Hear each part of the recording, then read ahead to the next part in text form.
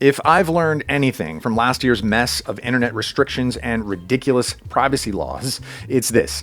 VPNs tend to thrive when governments want more access to your data. And when VPNs themselves start getting restricted, you know that online privacy is cooked. But here's the real question. How did a simple tool created in the 90s for office clerks become a global marker of online freedom? Let me explain what is a VPN, how VPN works, and what it can actually do for you. Now let's start this VPN explained video from the top. What is a VPN? Exactly. Firstly, VPN stands for Virtual Private Network. You can install it as an app on your phone or computer, and that will create an encrypted connection between your device and a remote server. That's the virtual network part.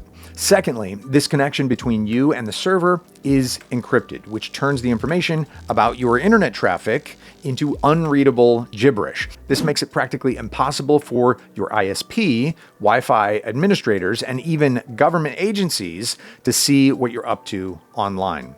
That explains the private in VPN. On top of that, since your traffic is traveling through a server in another place entirely, the VPN software will also change your IP address.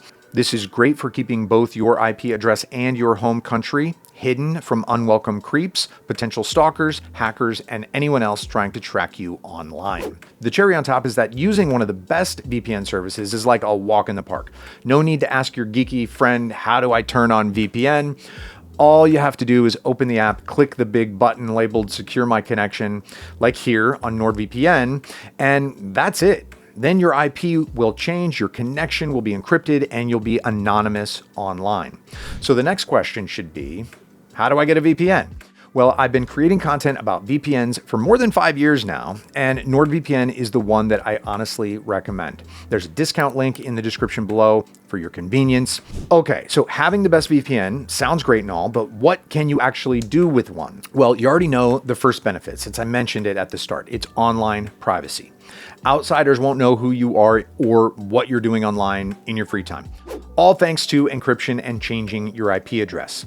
I use these perks all the time to check my bank account or research spicy topics. It's also a good idea to use a VPN to mask your IP address when torrenting, keeping your activity hidden from others. Another popular use for VPNs is online streaming. Basically, you can use a VPN to change your virtual location, which in turn unlocks movies and TV shows that normally aren't available in your country. Or you can do the opposite, watch your usual TV shows while you're traveling abroad somewhere. Speaking of travel, a VPN is absolutely vital if you're planning to connect to public Wi-Fi while on holiday in touristy areas. Open networks in airports, cafes, and hotels are a goldmine for malicious hackers who might be lurking in the same network to monitor your unencrypted traffic and then capture login details. Now that would not be a cool travel story to tell your friends. On the other hand, a VPN will also help you with more mundane issues that are synonymous with traveling. For example, you might run into issues when trying to connect to your bank from another country, since their security system can flag your connection as suspicious. The same principle actually applies to lots of online services, including messaging platforms, news sites, and even video games. I travel a lot myself, so I know firsthand how frustrating all these geographical restrictions can be. That's why I never cheap out on a good VPN when packing my bags. And don't forget that I have left a NordVPN coupon code in the description if you'd like to unlock a VPN for travel right away. You're also going to find links for other providers if you prefer more options. Okay, so it's obvious that VPNs are great and have many benefits. However, some countries do restrict them, which makes me wonder, is VPN legal in the US? Well, VPNs are actually legal in most parts of the world, including the US, the UK, Australia, Canada, and most of Europe. I mean, VPNs are a legitimate tool used almost daily by remote workers, governments, and large corporations to access their internal networks safely from anywhere in the world. Even regular people deserve tools to improve their security and privacy because it doesn't take much to exploit us these days with the power of AI. However, if you've ever visited r/legal advice or any other online forum for lawyers, you know that the real answer is never that simple when it comes to the law. The same goes for VPNs too. Firstly, using a VPN doesn't mean you're suddenly invisible and can get away with anything. Illegal stuff is still illegal, and the FBI will track you down eventually, even if you're using more than one VPN to mask your activities.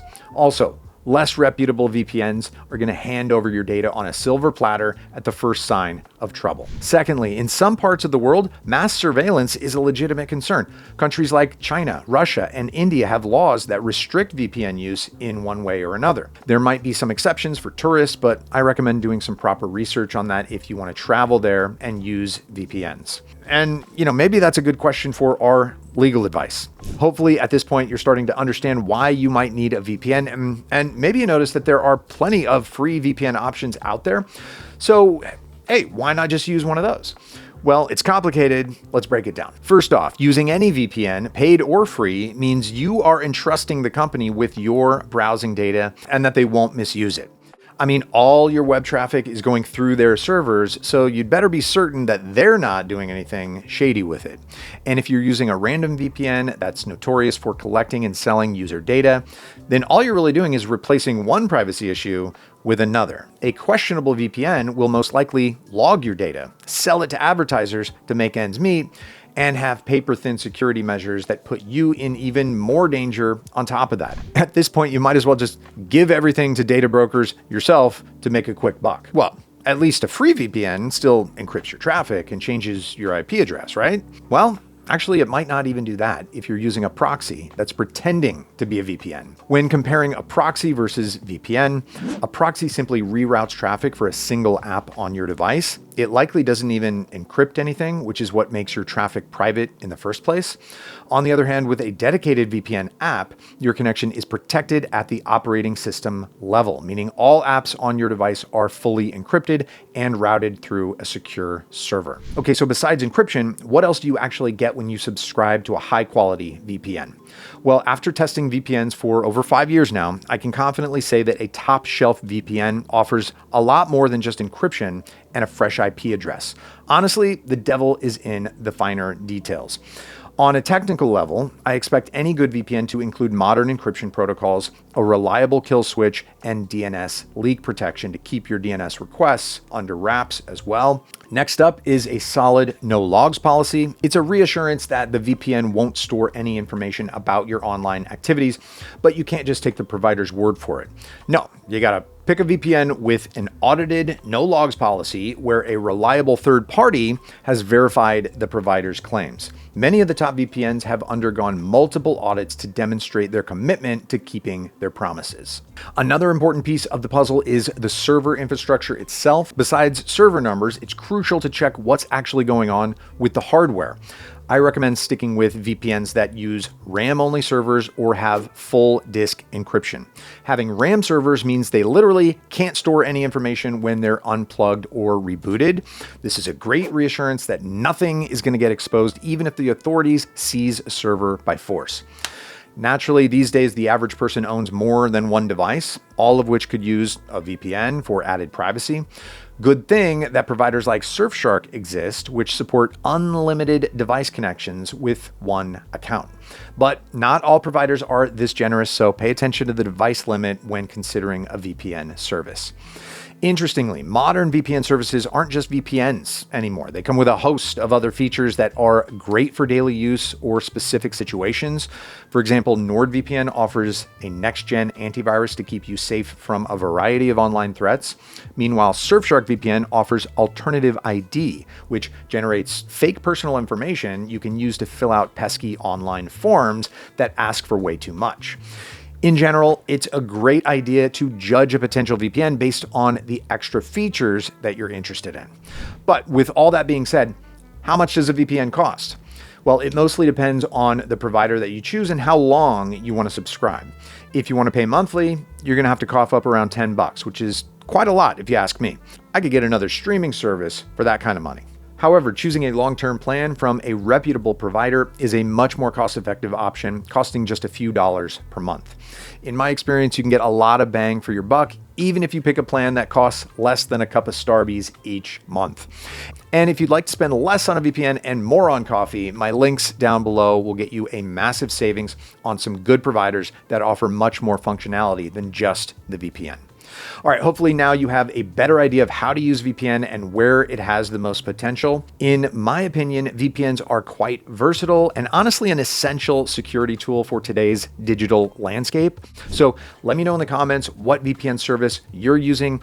And if you don't have one, then be sure to use the links in the description below to get one. All right, see you later. Bye.